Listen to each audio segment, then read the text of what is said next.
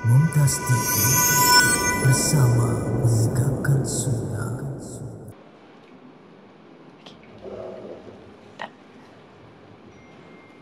Bismillahirrahmanirrahim.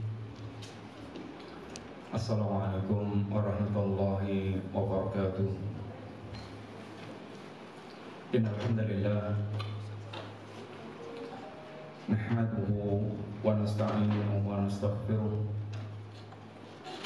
wa na'udzu billahi min shururi anfusina wa min sayyiati a'malina. May yahdihillahu fala mudilla lahu wa may yudlil fala hadiya lahu. Asyhadu an la ilaha illallah wahdahu la syarika lahu wa asyhadu anna Muhammadan abduhu wa rasuluh la nabiyya ba'dahu. Allahumma salli wa sallim wa barik ala nabiyyika al-mustafa wa ala alihi wa sahbihi wa man tabi'ahum bi ihsanin ila yaumiddin. Amma ba'du, wa inna asdaqal kalami kalamullah wa khairal hadyi hadyu Muhammadin sallallahu alaihi wasallam wa syarrul umuri muhdatsatuha wa kullu muhdatsatin bid'ah wa kullu bid'atin dhalalah wa kullu dhalalatin finnar. Ibu-ibu yang dirahmati Allah Subhanahu wa taala, yang pertama kita bersyukur kepada Allah. Pagi hari ini kita masih diberikan kesempatan oleh Allah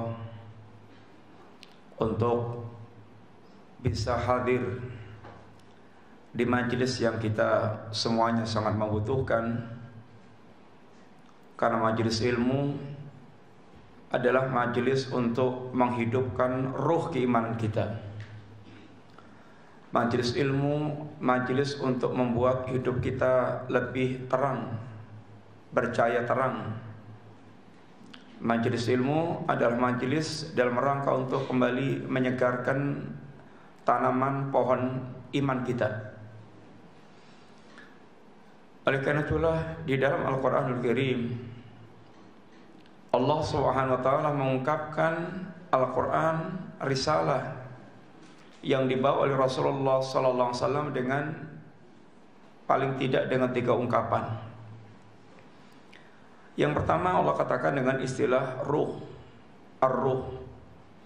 Wa kadzalika auhayna ilaika ruhan min amrina. Demikianlah kami wahyukan kepada engkau ya Rasulullah sallam ruh dari kami. Wahyu Allah namai dengan ruh. Artinya sesuatu yang akan memberikan kehidupan, sebagaimana jasad kita ini akan hidup dengan ditiupkannya ruh, ini ruh bagi jasad. Demikian pula hati kita, ruh keimanan kita ini atau hidupnya keimanan kita ini hanya akan hidup ketika ditiupkan ruh risalah. Dan kehidupan hati itu ditandai dengan menyambut seruan Allah dan Rasulnya. Maka Allah katakan, ya ayyuhalladzina amanu stajibu lillahi wali rasulihi idza da'akum lima yuhyikum. Wahai orang-orang yang beriman, sambutlah seruan Allah, sambutlah seruan Rasulnya jika keduanya menyeru kepada kalian perkara yang akan bisa menghidupkan hati kalian. Menyambut seruan Allah dan Rasulnya itu perkara akan bisa menghidupkan hati kita. Artinya tanda kehidupan hati kita itu adalah menyambut seruan Allah dan Rasulnya. Semakin sempurna kehidupan hati kita, semakin sempurna dalam menyambut seruan Allah Subhanahu wa taala dan Rasulnya. Dan Al-Quran Allah ungkapkan dengan istilah An-Nur. Wa ja'alna lahu nuran yamshi bihi fin nas. Yang dengan Al-Quran itu manusia berjalan di tengah-tengah manusia. Dan yang dalam Al-Quran itu manusia yang dengan cahaya Al-Quran itu, ini cahaya risalah, manusia berjalan tentang kehidupannya. Sehingga yang paling terang melihat hakikat perkara, yang paling mendalam dan paling menguasai ilmu risalah yang diturunkan oleh Allah Ta'ala. Dan orang yang mereka tidak memiliki ilmu risalah ini dikatakan Allah adalah a'ma, orang yang buta. Wa amma Tsamud, adapun kaum Tsamud, fadainahum, telah kami bimbing, telah kami tunjuki kaum Tsamud itu, ini kami ajarkan risalah dengan Rasul yang diutus oleh Allah kepada kaum Tsamud. Tetapi fastahabbul ama 'alal huda, kaum Tsamud lebih suka kebutaan dibandingkan dengan yaitu petunjuk. Sehingga orang yang mereka tidak memahami risalah agama itu Allah katakan dengan istilah orang yang ama, orang yang buta. Demikian juga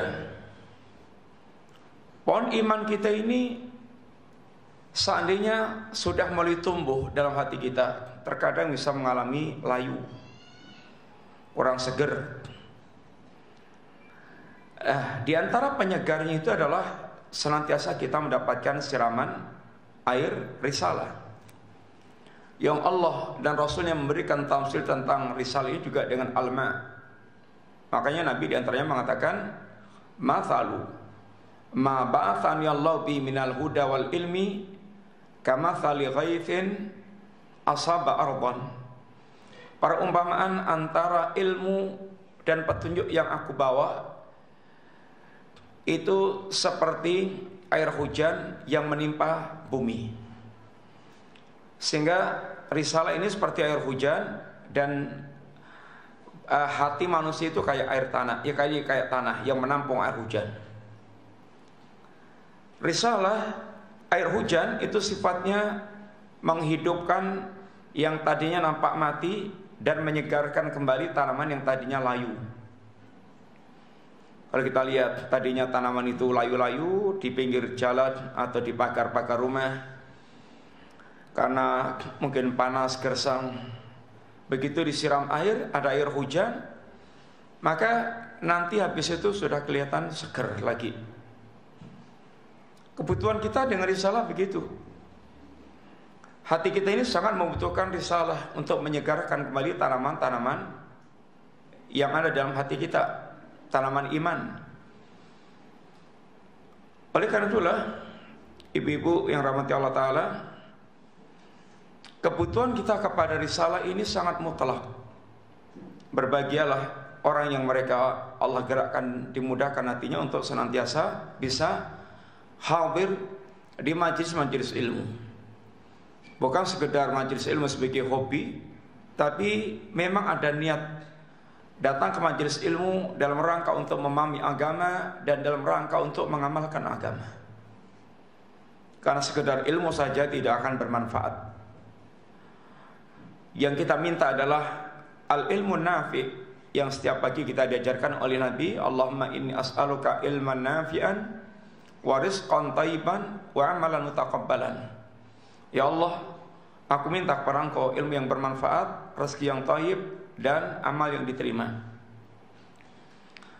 Ilmu yang manfaat itu, yang pertama dari sisi materinya ilmunya sahih, ilmu yang terambil dari sumber yang sahih, Al-Quran, As-Sunnah, dengan pemahaman para salaful ummah. Itulah al-ilmu nafi', ilmu sahih, ilmu yang sahih, sumbernya, referensinya benar. Yang kedua, ilmu ini menggerakkan dia untuk mendekat kepada Allah Ta'ala. Terkadang ilmunya sudah sahih, terkadang sudah benar majelis-majelis yang dia datangi. Yang dia datangi bukan majelisnya alul bid'ah, bukan majelisnya alul hawa, bukan majelisnya orang-orang bodoh, bukan majelisnya lawaan dan guyonan, tapi majelis yang memang mengajarkan Quran Sunnah seperti yang diajarkan oleh para yakni para salaf. Tetapi terkadang ilmu ini baru mandek, sekedar ilmu, sehingga tidak tumbuh, sehingga tidak ada perubahan. Ini namanya baru sekedar hobi ngaji, dan ilmunya belum merubah menjadi al-ilmu nafi. Mudah-mudahan Allah Subhanahu wa taala menjadikan kehadiran kita di majelis ilmu adalah tanda kebaikan Allah berikan kepada kita untuk kita lebih mengenal agama Allah dan kemudian lebih bisa mendekatkan diri kita kepada Allah Subhanahu wa taala. Sehingga kehadiran ke majelis ilmu hendaknya diiringi dengan niat yang ikhlas semata-mata karena Allah, bahwa kita ini butuh faham agama dalam rangka untuk bisa mempersiapkan dengan sebaik-baiknya bekal menghadap Allah Ta'ala. Yang kedua, ibu-ibu yang rahmati Allah Ta'ala, hari ini atau pagi ini kita akan sedikit bicara tentang perhiasan terindah. Semua kita tentu senang berhias, apalagi ibu-ibu, yakni wanita.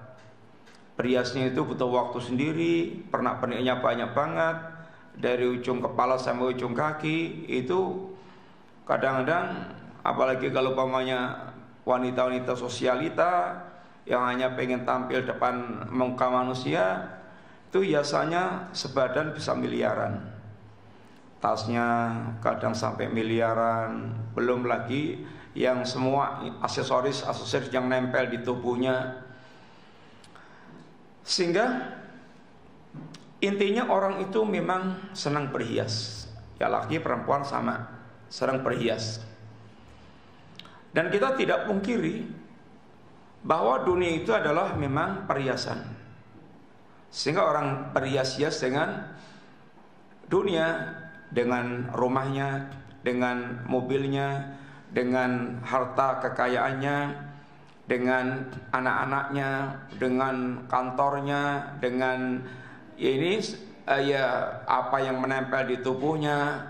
Dia tampil indah, bagus, dari sepatu sampai topi atau sampai ini jilbabnya. Itu semuanya orang pengen berhias dengan apa yang bisa dia lakukan, tentu sesuai dengan kemampuan. Dan tidak salah berhias dengan dunia, tidak salah, karena memang dunia itu fitrahnya atau asalnya itu memang manusia dibuat oleh Allah memandang indah tentang kehidupan dunia. Zuyyina linnasi hubbus syahawati minan nisa'i wal banina wal qanatiril muqantarati minad dhahabi wal fiddati wal khailil musawwamati wal an'ami wal hars dzalika mata'ul hayatid dunya. Dijadikan indah dalam pandangan mata manusia, dan di sana ada rasa cinta dan ada warna syahwat, ungkapan yang menunjukkan manusia betul-betul sangat memandang dunia itu indah dan penuh dengan itu selera, ada gairah, ada kecintaan. Sehingga orang yang mereka kemudian tidak punya pengendali kecintaannya kepada dunia itu hubban jaman, kecintaan yang betul-betul sangat lengket, sangat lengket.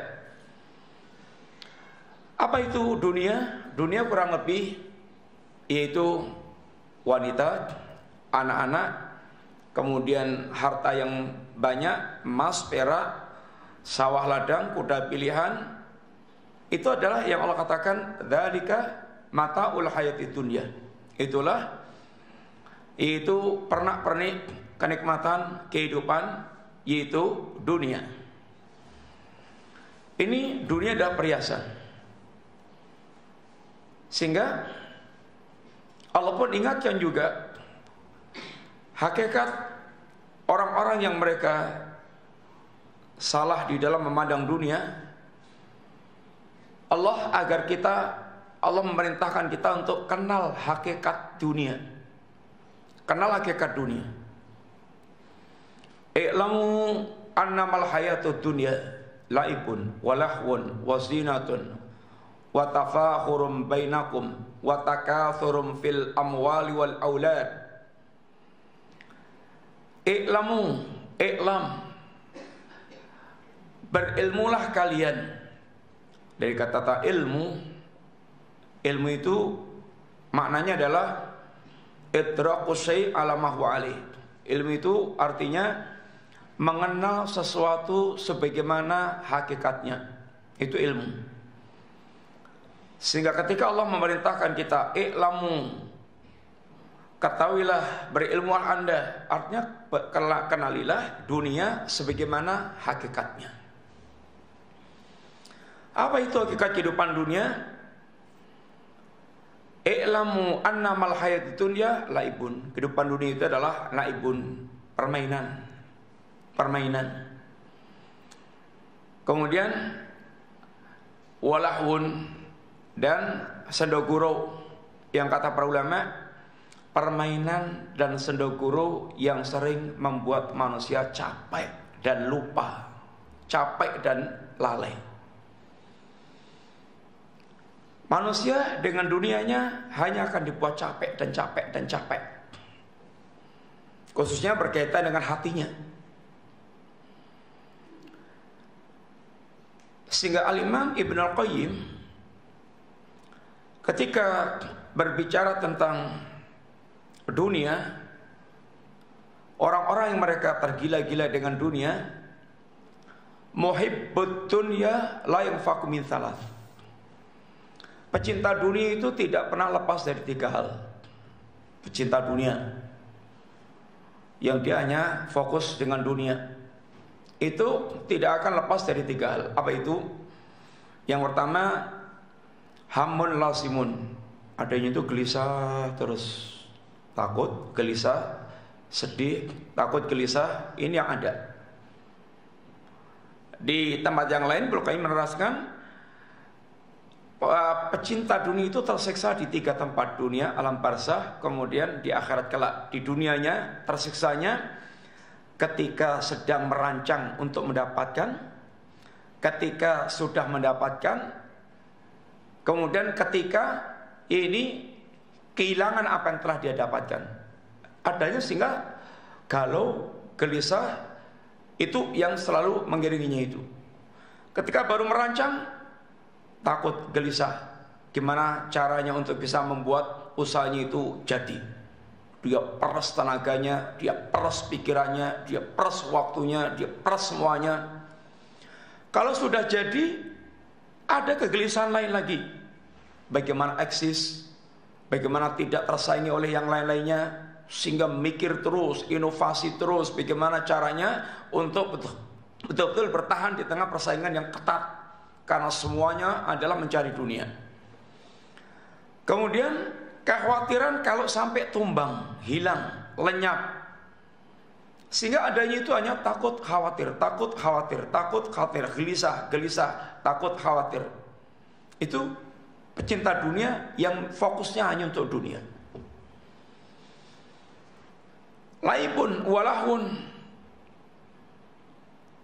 Yang kedua kata Ibnu Qayyim, pertama hamun lazimun, kedua watak bunda imun, capek terus, takut atau gelisah, kemudian capek, khususnya hatinya.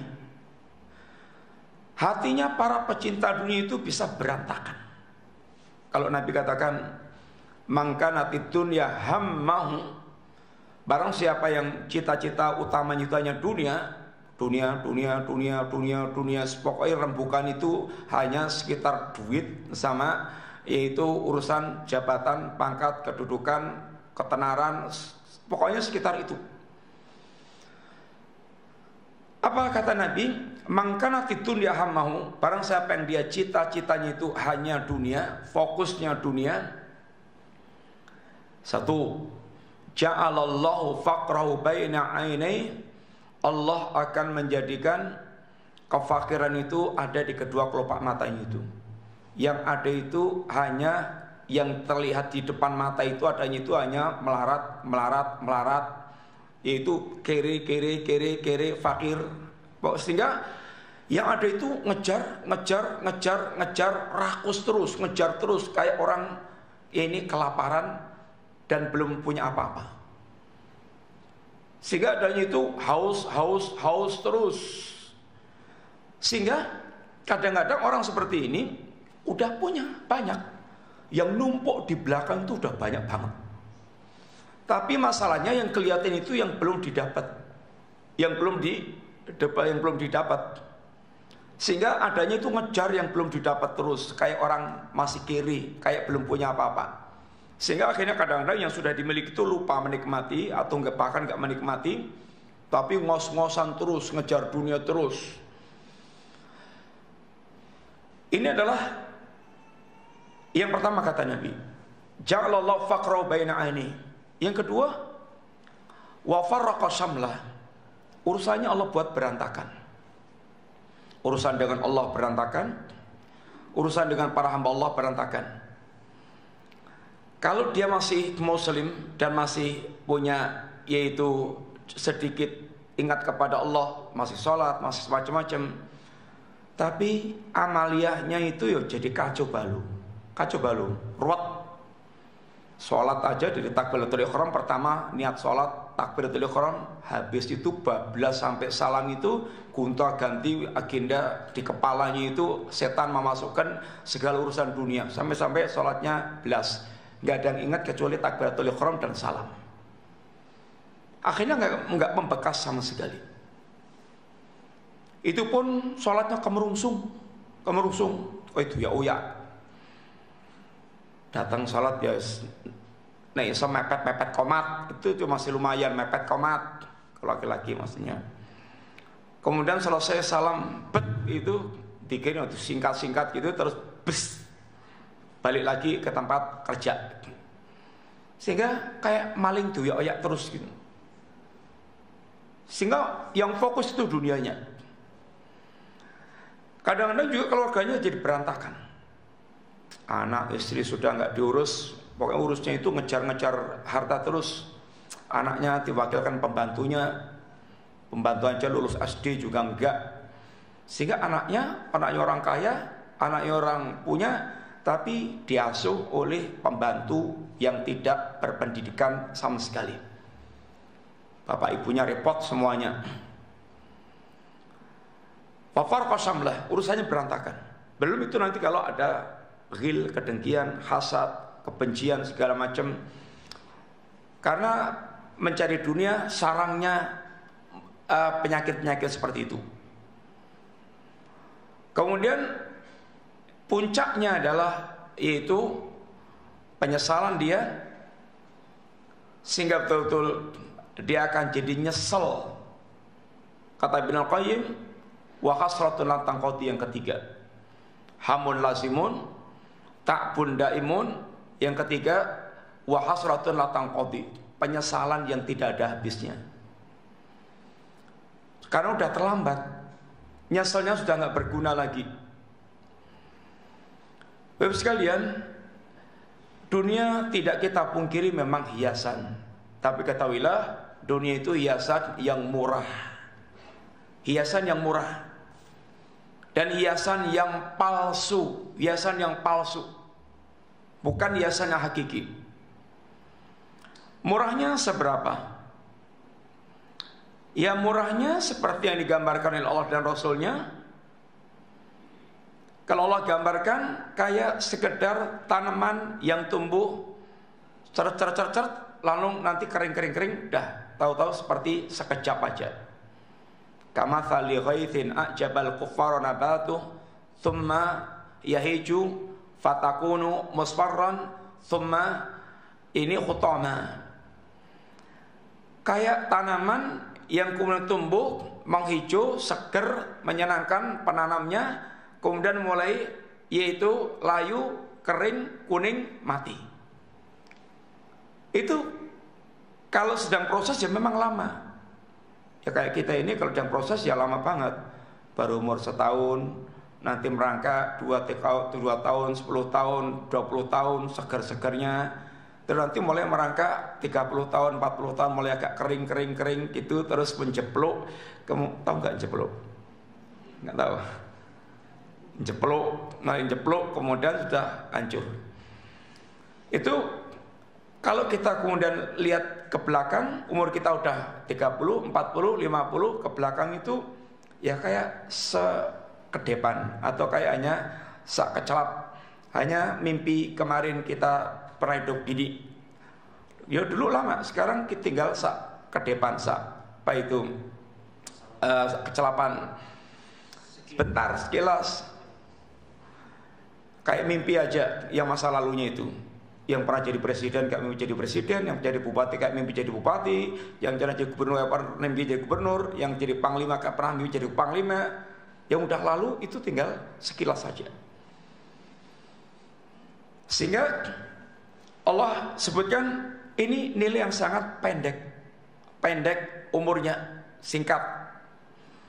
Maka dikatakan dengan mataun qalil, kehidupan yang singkat. Qalil dengan makna satu singkat. Singkatnya kehidupan kita ini kayak digambarkan Allah, inna yauman inda rabbika ka'alfi sanatin mimma ta'udun. Satu hari di sisi Allah itu seperti 1000 tahun dalam hitungan kalian. Kalau ibu-ibu pengen umur maksimal 100 tahun umpamanya di dunia sekarang ini, dan kalau untuk masa-masa kita ini umur 100 tahun itu udah belenger, mau gelenian juga temannya udah banyak nggak ada, juga sudah dunia sudah nggak kurang begitu bersyahwat lagi. Tapi seandainya 100 tahun itu full nikmat, ibu sekalian, itu hanya kayak 2,4 jam, karena 100 itu 1/10-nya 1000, satu hari 24 jam, sehingga hidup kita walaupun nikmat full itu hanya kayak 2,4 jam. Singkat banget.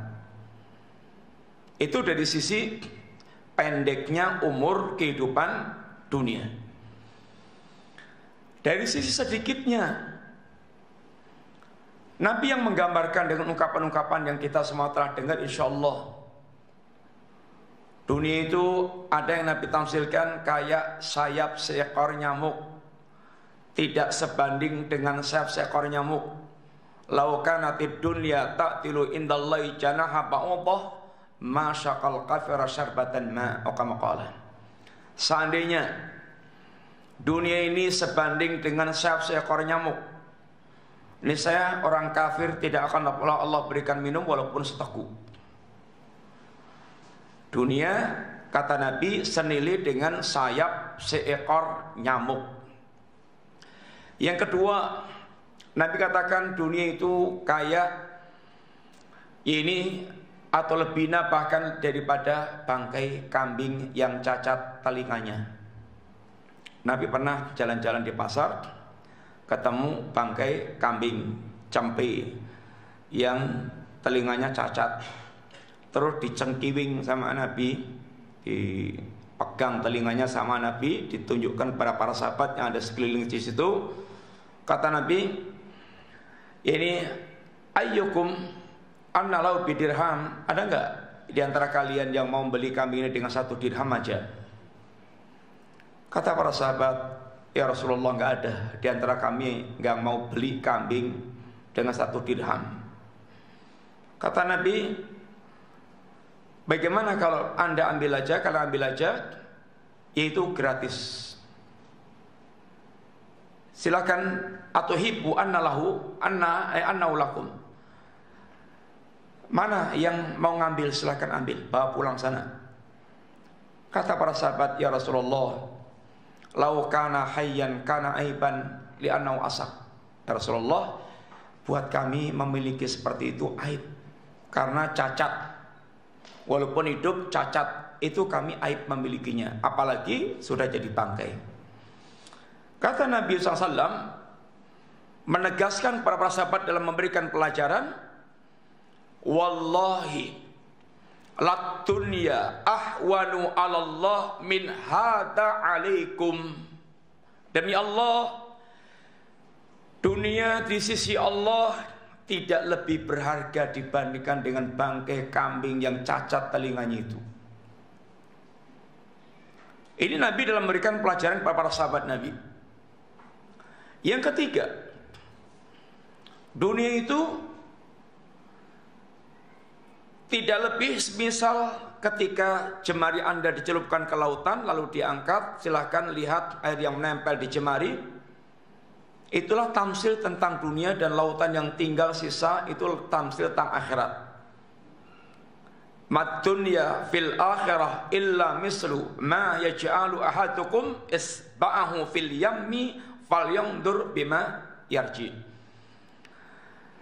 Dunia dan akhir itu tamsilnya kayak diantara Anda mencelupkan jemarinya ke lautan lalu diangkat, silahkan lihat air yang menempel di jemari Anda. Itulah tamsil tentang dunia. Yang ke berapa? Tamsil yang ke berapa? Satu apa tamsilnya? Tadi yang pertama kayak sayap, seekor nyamuk. Kedua kambing cacat, kambing cempe ya cacat. Ketiga air laut. Yang keempat, Nabi pernah bahkan tanya para sahabat, fulan ma ta'am, makananmu apa? Laham walaban, daging sama susu ya Rasulullah SAW. Terus kata Nabi, kalau sudah masuk perut jadi apa? Jadi kayak yang engkau juga tahu ya Nabi. Kata Nabi, innallaha daraba ma yakhruju minan nas mathalan lidunya. Allah membuat tamsil apa yang keluar dari perut manusia itu kayak dunia. Dunia itu memang asalnya menarik. Pak kalau sini sego mandailing. Ya umpamanya apa? Sini yang paling menarik, ya soto, ya ikan, ya tengkleng, ya segala macam. Sehingga menarik-menarik, buah-buah segala macam menarik semuanya. Tapi kalau udah masuk ke perut, bleng, keluar masih ada yang menarik lagi enggak? Enggak ada. Akibat akhir orang yang mereka penggila dunia itu hanya akan mendapatkan kondisi yang sangat menjijikkan. Bahkan di dunia sebelum di akhiratnya. Kemudian Nabi juga tafsirkan tentang dunia juga, sekedar yaitu singgah sebentar di bawah pohon istirahat kemudian berangkat lagi. Semua ini tamsil ini untuk menggambarkan tentang nilai rendahnya dunia, nilai sedikitnya dunia. Maka dikatakan mataun qalil, kehidupan yang sebentar dan rendah nilainya. Dan sifatnya kata Nabi, dunia itu mataul ghurur. Mataul ghurur, ini kenikmatan, hiasan kenikmatan yang menipu, penuh dengan tipuan. Penuh dengan tipuan. Kira-kira yang kita inginkan dengan mengumpulkan dunia sebanyak-banyaknya, dunia dalam pengertian ya harta, ya jabatan, ya ketenaran, ya segala macam. Kira-kira yang kita kejar apa? Yang kita cari apa? Ikhwan, untuk mimpi-mimpi jadi miliarder, jadi paling sugih sak Medan umpamanya. Antum ngimpi-ngimpi jadi orang kayak gitu, jadi tokoh besar. Kira-kira yang dibayangkan apa? Yang dikejar, yang dicari apa? Apa kira-kira ibu-ibu? Insya Allah semua orang yang mereka mengejar ini semuanya itu pengen mengejar menjadi orang yang paling berbahagia. Sehingga dia bayangkan menjadi orang kaya itu bahagia, menjadi orang pejabat tinggi itu bahagia, menjadi orang terkenal itu bahagia. Sehingga dia cari dengan semua caranya untuk bisa mendapatkan apa yang dia bayangkan itu. Tapi sampai orang kemudian berkesimpulan tentang kebahagiaan yang dikejar melalui jalan ini, jalan itu kayak fata morgana. Jebule kayak fata morgana. Apa fata morgana itu? Apa fata morgana? Ya, bayangan-bayangan palsu. Bayangan-bayangan palsu. Fata morgana itu kalau orang Jawa bilang, kayak air ngimplah-ngimplah. Tahu nggak ngimplah-ngimplah itu? Tahu Mas? Ya pokoknya air yang ngimplah-ngimplah harus menjanjikan banget dari kejauhan itu, Masya Allah akan dapat air yang menyegarkan sedangkan dia kehausan. Terus dikejar sampai tempatnya, ternyata nggak ada apa-apa. Fata Morgana. Demikian pula orang bagaimana memandang seakan dunia itu dari kejauhan menjanjikan segala kebahagiaan yang akan dia dapatkan kalau dia memperoleh itu semuanya itu. Tapi ternyata begitu sudah dia kejar dengan menghabiskan waktu, menghabiskan tenaga, menghabiskan pikiran, menghabiskan umur, sampai tempatnya dia telah mendapatkan apa yang dia kejar tersebut, ternyata kebahagiaan yang dia bayangkan itu kayak fata morgana, nggak ada. Ternyata dari wong sugih yo biasa-biasa. Ternyata dari pejabat yo malah mumet terus. Ternyata jadi orang terkenal ya malah privasinya nggak bisa nyaman. Neng endi dikenali wong sampai ke WC aja itu semuanya kenal, sehingga privasinya sangat terganggu dan yang lain-lainnya. Sehingga berapa banyak kita dapatkan orang yang mereka justru di puncak-puncak apa yang dia dapatkan tentang dunia itu, dia bunuh diri, dia kemudian stres, kemudian segala macam. Apa yang dia bayangkan mendapatkan kebahagiaan itu ternyata nggak ada. Kalau ditanya sih, kebahagiaan itu apa? Apa itu hakikat kebahagiaan itu? Apa itu, Mas? Apa hakikat kebahagiaan itu? Jangan-jangan bilang-bilang bahagia-bahagia nggak tahu hakikat kebahagiaan. Apa hakikat kebahagiaan itu? Hah? Masuk surga masih nanti itu. Apa itu kebahagiaan? Ya kalau para ulama kita menjelaskan kebahagiaan itu adalah itminanul qalbi wangshirahu sadri. Hatinya tenang, jiwanya lapang. Orang yang memiliki ini itulah orang yang bahagia. Orang betul bahagia. Dan dunia tidak memberikan jaminan untuk mendapatkan hal ini dengan segala macam pernak-pernik kehidupan dunia. Intinya bahwa dunia memang perhiasan, tetapi perhiasan palsu, perhiasan yang murah dan palsu, bukan perhiasan hakiki. Sehingga orang yang mereka hanya menjadikan dunia sebagai hiasan ansih dunia, maka dia pasti akan mendapatkan perhiasan dunia bukan perhiasan yang hakiki, perhiasan yang palsu dan penuh dengan yaitu tipuan-tipuan. Dan kita diajarkan sungguhnya ada perhiasan hakiki, yaitu perhiasan iman. Iman juga Allah katakan sebagai perhiasan. Sehingga di antaranya Allah katakan, walakinnallaha habbaba ilaikumul iman wa zayyanahu fi qulubikum wa qarraha ilaikumul kufra wal fusuqa wal isyan. Allah lah yang telah menjadikan hati Anda mencintai keimanan dan menjadikan iman itu hiasan bagi hati Anda. Dan dengan hiasan iman itu Anda akan benci dengan yaitu kekafiran, kefasikan, kemaksiatan. Iman Allah katakan yaitu hiasan. Di antara doa Rasulullah SAW, beliau mengatakan dalam doanya di antaranya, Allahumma zayyina bizinatil iman waj'alna hudatan muhtadid.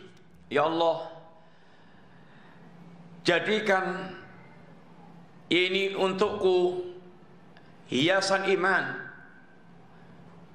Ya Allah, Allahumma ja'alna atau Allahumma zayyina bizinatil iman. Ya Allah, hiasilah diriku dengan hiasan iman. Wajalna hudatan muhtadin, ya Allah jadikan aku di antara orang yang mendapatkan petunjuk dan membimbing manusia kepada petunjuk. Ini di antara doa Rasulullah SAW. Nabi minta supaya Allah memberikan kepadanya hiasan iman. Hiasan iman. Kenapa? Yang kita minta adalah kita ini Allah berikan kepada kita hiasan iman. Dan kenapa kita minta kepada Allah? Ya karena semua kebaikan biyadillah, semua kebaikan di tangan Allah Ta'ala. Termasuk ketika kita menginginkan iman, dan iman adalah kebaikan, maka jangan pernah lupa untuk menggantungkan dan bersandar kepada Allah, untuk betul-betul merengek dan meminta kepada Allah, karena kita tidak akan mungkin bisa mewujudkan kebaikan sekecil apapun tanpa pemberian dan tanpa pertolongan Allah Ta'ala. Termasuk kita ketika kita ingin berias dengan iman. Ketika kita sangat ingin sekali hati kita berias dengan iman, jangan lupa minta kepada Allah Subhanahu wa taala. Karena al khair kulluhu biyadillah. Kebaikan itu semuanya total di tangan Allah Subhanahu wa taala. Maka senjata kita adalah ad-du'a. Maka doa itu dikatakan ad-du'a'u silahul mu'min. Doa itu adalah senjatanya seorang mukmin. Doa itu senjatanya seorang mukmin. Minta kita kepada Allah Ta'ala. Kenapa kita minta hiasan iman? Alasannya yang pertama, bahwa iman ini adalah hiasan yang hakiki, hiasan yang paling mahal. Hiasan yang termahal itu adalah hiasan iman. Hiasan iman. Sehingga Allah Subhanahu wa taala mengajak kaum mukminin untuk bertransaksi kepada Allah. Berdagang itu perdagangan iman. Perdagangan yang akan memberikan keuntungan yang sangat besar. Iman ini hiasan yang sangat mahal. Allah akan beli hiasan iman itu dengan dagangan Allah yang super mahal, yaitu surga. Apa kata Allah? Innallaha ashtara minal mu'minina anfusahum wa amwalahum bi anna lahumul jannah. Sesungguhnya Allah akan membeli jiwa dan harta seorang mukmin dengan surga. Surga ini adalah harta dagangan Allah yang sangat mahal. Ala inna sil'atallahi ghaliyah. Ala inna sil'atallahil jannah. Ketahuilah, sesungguhnya barang dagangan Allah itu sangat mahal. Dan ketahuilah bahwa barang dagangan Allah itu adalah jannah. Allah katakan ini barang dagangan Allah yang sangat mahal. Pertanyaannya, mahalnya seberapa? Mahalnya seberapa? Sekedar gambaran. Rasulullah sallallahu alaihi wasallam, beliau menegaskan kepada kita kaum muslimin, la yadkhulul jannata ahadun bi amalihi. Tidak akan ada seorang pun yang masuk surga semata-mata dengan amalnya. Apa maksudnya? Amal kita ini seandainya direkap semuanya itu, lalu untuk membeli surga nggak akan dapat. Walaupun minta maaf, seandainya ibu-ibu amalnya itu sepadat dan sekualitas amalnya Rasulullah Sallallahu Alaihi Wasallam, sehingga ketika sahabat mendengar hadis ini, mereka mengatakan, ya Rasulullah, wala anta ya Rasulullah, apakah termasuk anda ya Rasulullah tidak akan masuk jannah kecuali dengan rahmat Allah ya Rasulullah? Wala ana, termasuk saya, illa ayataghammadani Allahu birahmatin wa fadlin kecuali jika Allah mencurahkan rahmat dan karunia-Nya kepadaku. Artinya seandainya amal kita direkap dan amal kita ini kelasnya seperti kelasnya Nabi, kualitas dan kuantitasnya, sehingga sudah super maksimal dalam kita beramal, itu tidak akan senilai dengan harga surga. Nah terus berarti apa? Kita nggak perlu beramal? Nggak gitu. Amal itu Allah jadikan sebab untuk masuk surga, tapi amal itu bukan harga surga. Kita masuk surga itu dengan rahmat Allah Ta'ala, dengan harga rahmat Allah Ta'ala, tetapi Allah jadikan amal sebagai sebab untuk masuk jannah. Sehingga Allah katakan dalam banyak Al-Quran, jazaa'an bima kanu ya'malun, itulah balasan bagi orang yang mereka beramal. Kulu wasrabu hani'an bima aslabtum fil ayyamil khaliyah. Silahkan Anda makan minum dengan sepuasnya di surga. Ini semuanya adalah sebab atas amal-amal Anda dulu ketika di dunia. Di antara gambaran malnya surga satu ini tadi. Amal kita tidak bisa kita pakai untuk membayar harga surga. Ibaratnya kalau amal kita direkap walaupun sudah maksimal kayak Nabi, harganya umpamanya katakanlah 100 triliun. Tapi harga surga itu harganya umpamanya 1 juta triliun. Namanya apa kalau 1 triliun itu? Pokoknya jauh berlipat-lipat lebih tinggi. Nggak bisa kita akan masuk surga dengan harga amal yang kita miliki, kecuali kita kemudian diberikan oleh Allah rahmat dan karunia Allah Ta'ala. Satu. Yang kedua, sekedar untuk menggambarkan betapa mahalnya harga surga itu, Rasulullah SAW memberikan gambaran, seandainya kita tidak masuk surga alias kita ini teradab di jahanam dan kita ingin dimasukkan ke surga ini dengan dibebaskan dari neraka, maka Anda tebus adab itu dengan kekayaan seberapapun, dengan apapun, itu tidak akan bisa untuk menebus, yaitu teradabnya manusia di jahanam yang menginginkan masuk jannah. Allah Subhanahu wa taala menggambarkan,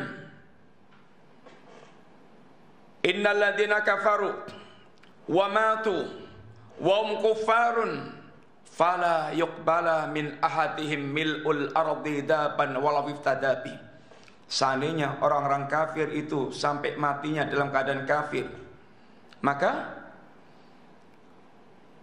emas yang sebesar bumi yang mereka siapkan untuk menebus adab itu sama sekali tidak akan diterima oleh Allah Ta'ala.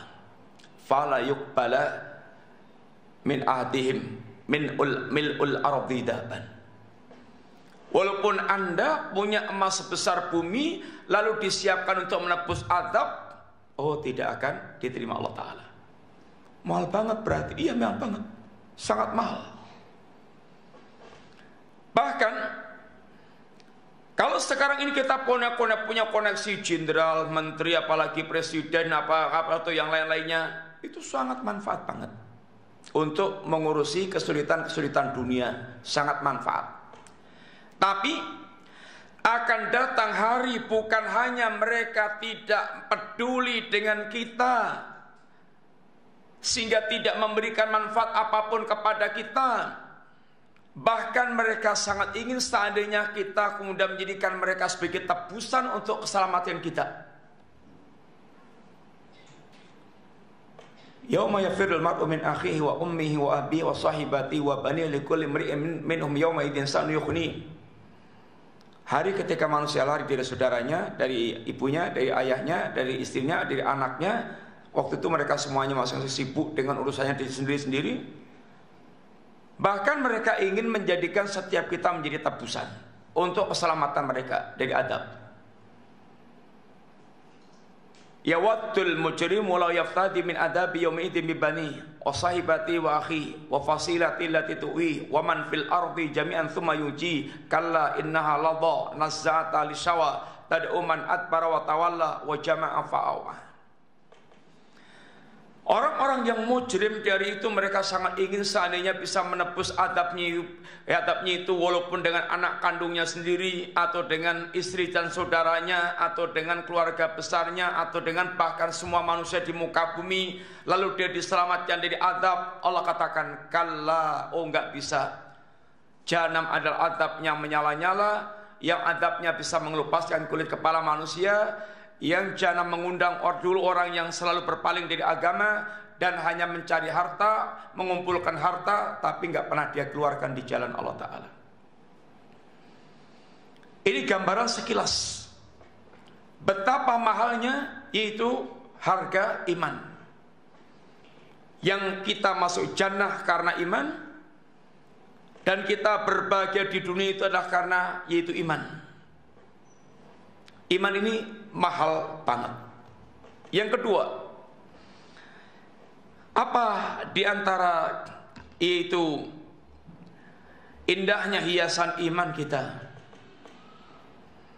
Yang kedua, iman kita apabila sudah ngeresep ke dalam hati kita, menjadi hiasan hati kita, itu akan menjadikan kehidupan kita itu indah. Kehidupan kita benar-benar bisa merasakan lezatnya iman, manisnya iman. Dunia yang secara umum membuat manusia itu capek urusannya itu bagi seorang mukmin akan bisa berubah menjadi surga dunia. Karena iman akan memberikan ketenangan hati dan kelapangan dada dalam segala situasi. Dalam segala situasi. Sehingga Nabi mengungkapkan ungkapan ajaban li amril mukmin, sangat mengherankan perkara seorang mukmin. Inna amrau kullahu lahu khairun, semua perkaranya baik. Enggak ada yang perkaranya buruk. Semua perkaranya baik. Hatinya bisa berlapang, dadanya bisa berlapang, hatinya bisa tenang dalam segala suasana. Itulah orang mereka betul-betul memegang kunci-kunci kebahagiaan. Dalam suasana apapun dia hatinya tenang dan dadanya lapang. Dan ini tidak akan dimiliki kecuali orang yang beriman kepada Allah Ta'ala. Sehingga ada ungkapan-ungkapan kebahagiaan orang mereka telah merasakan pada situasi ini, pada kondisi ini. Bagaimana mereka betul-betul merasakan katanya ini kenyamanan kehidupan dunia dengan imannya. Kemudian yang ketiga, kita singkat aja, kita mau selesaikan aja.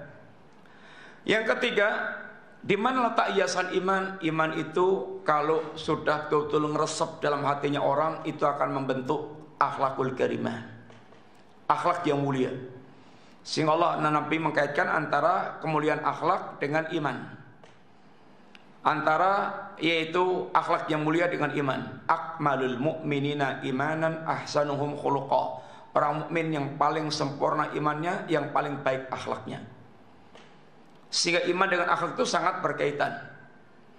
Sehingga ketika para ulama yaitu menulis buku-buku akidah mereka, bahkan akhlak itu masuk dalam pembahasan akidah.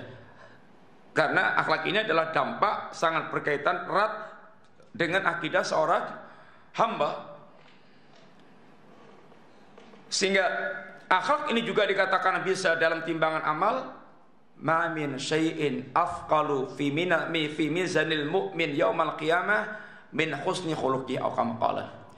Tidak ada timbangan bagi seorang mukmin dari kiamat kelak yang lebih berat dibandingkan dengan akhlak yang mulia, tentu setelah tauhid.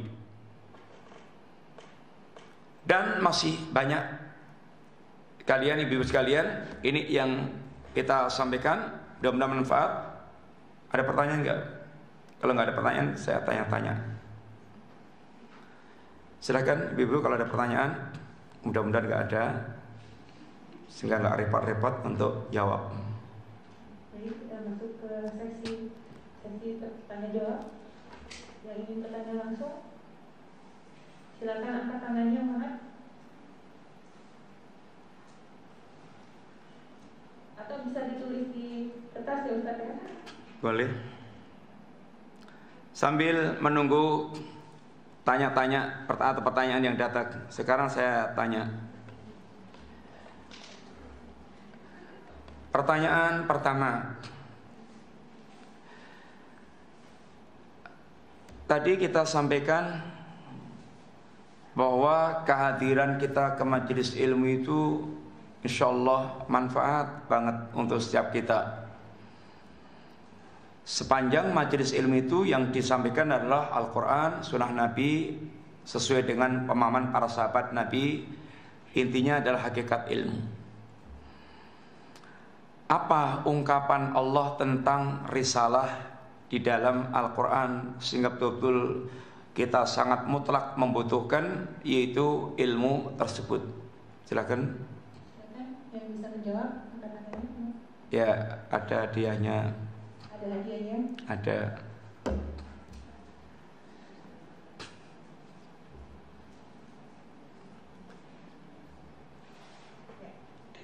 Ini hadiahnya, kalau bisa dilihat, buku. Seperti air hujan yang menyirami tanah. Apalagi? Tadi kita sebutkan ada 3 wahyu itu Allah ungkapkan dengan 1, 2, 3.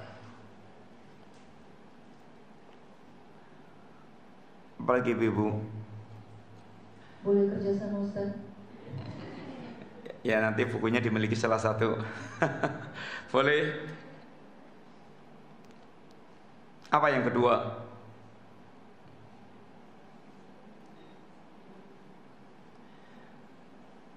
Atau yaudah ini jawabannya kasih ke Mas. Pertanyaan kedua.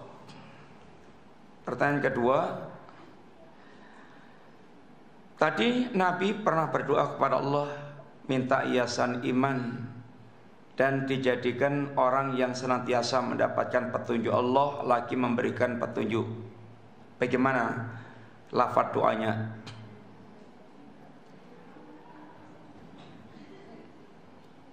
Monggo ibu-ibu. Tadi Nabi mengajarkan kita doa, ya Allah, aku minta hiasan iman dan Allahumma zayyina bi zinatil imani waj'alna hudatan muhtadin. Ya. Satu lagi aja pertanyaannya. Pertanyaan berikutnya, iman itu hiasan yang sangat indah. Di mana sih letak indahnya hiasan iman itu? Monggo. Iman itu hiasan sangat indah. Di mana sih letaknya hiasan iman? Bukan letaknya di hati, maksudnya kenapa iman itu kok menjadi hiasan yang sangat indah? Karena iman itu letaknya di hati, membuat ketenangan dan kelapangan jiwa. Bukan itu Bu yang kita maksudkan, atau enggak yang lain kira-kira? Perhiasan hakiki itu adalah iman. Iya betul, ya tadi itu iman. Tapi maksudnya kenapa iman jadi hiasan itu dalam hati kita? Di mana letak hiasan iman dalam kehidupan kita ini? Dalam mentaati perintah Allah. Saya nggak tahu ini kasihkan siapa ya, poin terakhir tadi. Tapi yang benar satu, tadi kita sudah sampaikan, karena iman itu adalah hiasan yang paling mahal, satu. Yang kedua, iman itu kalau udah ngeresep ke dalam hati, itu membuat hati itu betul-betul bisa merasakan indahnya kehidupan, lezatnya iman, yaitu lezatnya ibadah kepada Allah, sehingga kehidupan kita dunia itu menjadi surga dunia dengan iman yang sudah ngeresep dalam hati kita tadi. Yang ketiga, iman itu dia akan menjadikan seorang dia betul-betul bisa memiliki akhlakul karimah, akan membentuk karakter orang itu berakhlakul karimah. Itu adalah keindahan iman juga, dampak daripada hiasan iman. Ini aja ibu, kalau nggak ada pertanyaan kita cukupkan sekian dulu. Ada yang Ustaz? Iya.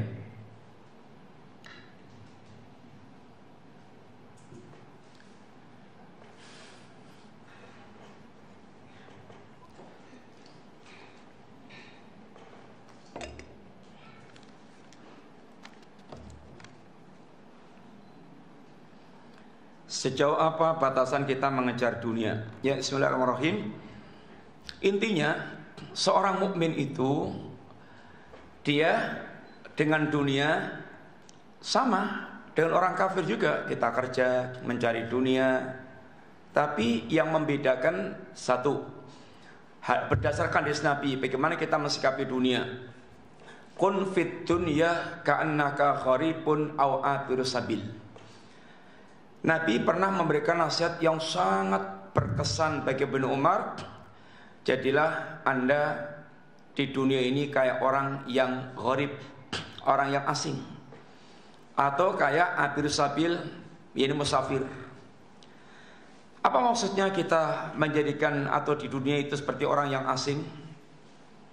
Maksudnya satu, orang yang asing itu di tempat di negeri asing, orang yang di negeri asing, dia sebagai orang asing, itu suasana hatinya itu pasti ada kerinduan untuk dia kembali ke kampung halamannya. Seorang mukmin itu kampung halaman kehidupan hakikinya adalah akhirat, jannah. Maka seorang mukmin hatinya ada suasana selalu merindukan, yaitu jannah. Sehingga ini juga yang diminta oleh Nabi SAW. Allahumma inni as'aluka ladzatan nadhar ila wajhik wa syauqan ila liqa'ik. Ya Allah, aku minta kelezatan melihat wajahmu dan kerinduan untuk bisa bertemu denganmu. Yang kedua, makna asing. Asing keumuman manusia itu mengejar dunia. Dia ingin rakus dengan rakusnya, ingin mendapatkan dunia tanpa aturan sama sekali. Seorang mukmin, sebagaimana orang-orang itu sibuk dengan urusan dunia, orang mukmin sibuk dengan urusan akhirat, sehingga nampak asing. Sama-sama kerja, tapi kalau kerja ini nggak mau. Udah jadi direktur, gajinya sebulan bisa 500 juta atau 300 juta, tapi dia tahu ini diharamkan Allah, dia keluar. Aneh. Menurut orang-orang yang mengejar dunia, aneh. Karena seorang mukmin dia sibuk mengejar akhirat dengan dunia yang bisa dia pakai untuk sarana mengejar akhirat. Adapun ahli dunia hanya semata-mata sibuk mengejar dunia, sehingga akan menjadi pemandangan yang aneh di tengah-tengah para pengejar dunia. Itu makna asing. Yang kedua kata Nabi, jadilah Anda di dunia itu kayak abirus sabil. Ini anak jalan, musafir. Yang kemudian nasihat Ibnu Umar kepada kita, idza amsayta idza asbahta fala tangtadiril masa wa idza amsayta fala tangtadiril sabah. Kalau kamu mendapati waktu pagi, jangan tunggu waktu sore. Kalau kamu punya waktu sore, jangan tunggu waktu pagi. Artinya gunakan waktu Anda sebaik-baiknya untuk mempersiapkan diri perjalanan menghadap Allah. Karena kita akan menghadap Allah, yang hari-hari menghadap Allah dikatakan oleh Allah, wattaqu yauman turja'una fi ilallah. Yaitu takutlah kalian akan datangnya hari di mana kalian akan dihimpun menghadap Allah Subhanahu wa taala. Hari ketika kita menghadap Allah itu ketika tanpa bekal. Hari itu akan menjadi sangat dahsyat. Yauman tataqallabu fil qulub wal absar. Hari itu hati manusia akan dibuat bergolak, mata manusia akan dibuat terbelalak. Itu bagi orang mereka tidak memiliki bekal untuk menghadap Allah Subhanahu wa taala. Ini adalah itu makna dari sejauh mana kita dikatakan mengejar itu dunia. Dunia bagi seorang mukmin adalah lahan untuk mendapatkan kampung akhirat. Karena perintah Allah, wabtaghi fima ataqallahu darul akhirah wala tansa nasbaka minad dunya. Carilah kampung akhirat dengan apa? Dengan semua yang Anda miliki tentang perkara dunia dari pemberian Allah taala. Sehingga dunia itu bagi seorang mukmin adalah sarana untuk mendapatkan kampung akhirat, bukan sekedar dunia untuk dunia. Maka seorang mukmin walaupun dia ini semangat mengejar dunia, tapi orientasinya beda. Yang penting orientasinya di sini. Sehingga dia mengejar dunia itu punya orientasi yang jelas, kemana akan diarahkan dunia yang dia kejar itu. Dan dunianya tidak akan menggoda dia. Dunia tidak akan membuat dia itu budak-budak dunia. Kalau para pengejar dunia itu hatinya itu sampai diseret menjadi budak dunia. Kalau para pengejar akhirat, dunianya itu kendaraan untuk mendapatkan kampung akhirat. Sehingga dunianya tidak menghalangi dia, tidak nyendeti dia untuk berjalan, yaitu menuju kampung akhirat. So, tolong nasihat tentang muslim yang beranggapan bahwa zuhud artinya menolak menjadi kaya. Zuhud itu nggak menolak, tidak mesti menolak menjadi kaya.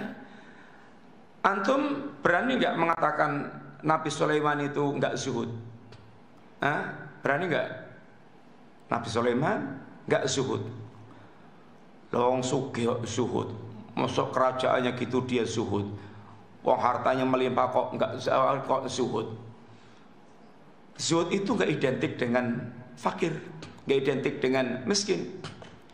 Utsman, harta Utsman, sekedar gambaran aja. Utsman pernah membeli sumur rumah untuk kaum muslimin. Harganya kalau kita kuruskan itu 80 miliar, 20.000 dinar. 1 dinar kira-kira 4, sekian gram. 1 gram kita hargai kira-kira 1 juta, sehingga 4 juta kali 20.000, 80 miliar. Utsman pernah datang dengan barang dagangan di atas 1000 unta, dan semua dagangannya itu digratiskan untuk kaum muslimin alias dia jual kepada Allah Ta'ala. Utsman pernah membiayai perang Tabuk, perang yang dikatakan perang yang sedang dalam kondisi sulit. 1/3 biaya perang Tabuk ditanggung Utsman. Kira-kira tergambar enggak berapa harta Utsman itu? Tergambar, intinya banyak. Ibnul Mubarak, seorang ulama yang sering bicara zuhud, tapi harta dia banyak banget. Ibnu Mubarak suka mengkafil para syekh dan para talabatul ilmi, menanggung utangnya orang-orang berhutang, bahkan pernah mengajikan orang sekampung gratis, PP dan oleh-olehnya. Itu Ibnu Mubarak. Zuhud itu tidak identik dengan miskin atau menolak kaya. Tapi zuhud itu hatinya tidak dibuat berpaling kepada dunia. Itu intinya di situ. Hatinya tidak dibuat berpaling dengan dunia. Hatinya tidak diribetkan dengan hal yang akan merugikan di akhirat. Bisa dia kaya raya, bisa dia miskin, tapi fokusnya akhirat tidak akan berkurang dengan banyaknya harta yang sangat melimpah. Wallahu ta'ala a'lam bishawab. Cukup? Jazakumullah khairan. Terima kasih banyak ibu-ibu, mudah-mudahan manfaat. Kurang lebihnya minta maaf. Wassallallahu ala nabiyyina Muhammadin wa ala alihi washabbihi wasallam. Subhanakallahumma wa bihamdika asyhadu an la ilaha illa anta astaghfiruka wa atubu ilaik. Assalamualaikum warahmatullahi wabarakatuh.